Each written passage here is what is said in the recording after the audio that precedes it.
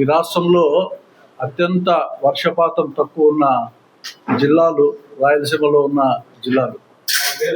మనకున్న నీటి ఆధారం పోతిరెడ్డిపాడు నుంచి వస్తే తప్పనిచ్చి రాయలసీమకు నీళ్ళు వచ్చే అవకాశమే లేదు. రాజశేఖర రెడ్డి గారు ఆనాడు ఆయన తీసుకున్న ఒక సాహసోపేతమైన నిర్ణయం వలన దాన్ని 44,000 క్యూసెక్లకు దాన్ని చేయడం ద్వారా మనం గాలేరు నగరికి కానీ హంద్రీనీవాకు కానీ నీళ్లు తెచ్చుకునే అవకాశం వచ్చింది, తెలుగంగకు కూడా.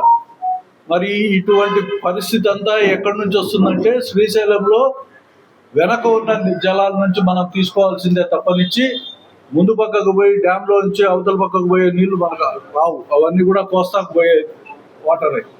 ఈరోజు వెనక పక్క నుంచి మనం తీసుకోవాలనుకుంటే అక్కడ తెలంగాణ వాళ్ళు దాదాపు 800 అడుగుల నుంచో ఇంకా కింద నుంచి కూడా లిఫ్ట్ చేసి నీళ్ళన్నీ కూడా మహబూబ్నగర్ జిల్లాకు అట్లా రంగారెడ్డి జిల్లాకు తీసుకుపోయే అవకాశాలు వాళ్ళు డెవలప్ చేసుకుంటున్నారు ఈరోజు. అది స్పష్టంగా రేవంత్ రెడ్డి గారు కూడా చెప్పడం జరిగింది.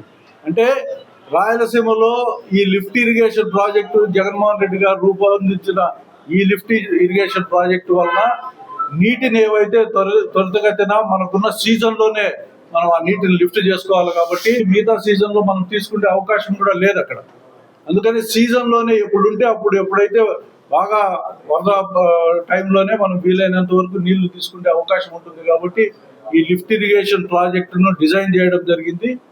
ఈరోజు చంద్రబాబు నాయుడు గారు అధికారంలోకి వచ్చిన తర్వాత ఆయన ఏ ఉద్దేశం ఆయనకు కలిగిందో మనకు తెలియదు. కానీ ఎందుకంటే రాష్ట్రంలో గడచిన ఆయన ముఖ్యమంత్రిగా ఉన్న అంతకుముందు 14 సంవత్సరాలు కానీ ఇప్పుడున్న 2 సంవత్సరాల్లో కానీ ఇరిగేషన్ ప్రాజెక్టుల మీద ఆయనకు పెద్దగా ఇష్టం ఉండదు.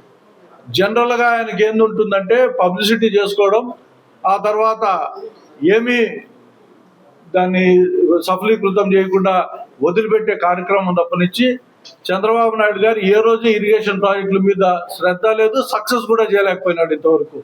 ఈ రోజు కూడా రాయలసీమ లిఫ్ట్ ఇరిగేషన్లో నీటిని మనం తీసుకోవాల్సిన బాధ్యత. ఎందుకంటే కుప్పానికి నీళ్లు పోవాలన్నా కూడా హంద్రీనీవాకు నుంచి పోవాల్సిందే, అక్కడికి నీళ్లు తీసుకుపోవాల్సిందే కూడా లిఫ్ట్ చేసుకోవాల్సిందే.